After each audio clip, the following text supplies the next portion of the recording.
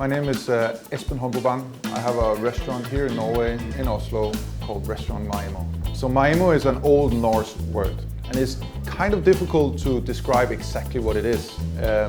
But I guess the definition of it is all that is living. People have a tendency to call this Mother Earth, and that's kind of the direction we are going, but it's generally called all that is alive and all that is living. I want to create a restaurant that is dynamic.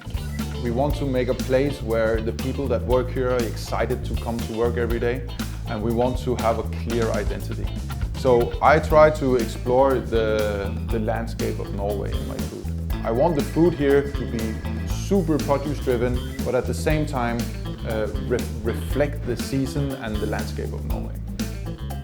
The creative process here is not something that we have rules for. It's something that happens here in the restaurant. We get our produce in, we talk about it, we taste it, and we play around. I think that's the most common way of things we do here. Our suppliers is an extension of who we are. Actually, I wouldn't say an extension, it's the background of who we are. They do the groundwork, and it's our responsibility to finish their good work. It's all part of a dynamic organism. When winter comes, it comes very hard, and it will be many degrees below freezing, and the ground will be covered in snow. So during the summertime we have to put in the work to prepare. And this is not something that is a new invention. This is something that the people who lived in Scandinavia has been doing forever. It's after industrialization that we started to use the import and industrialized farming, then we kind of forgot who we were in a sense.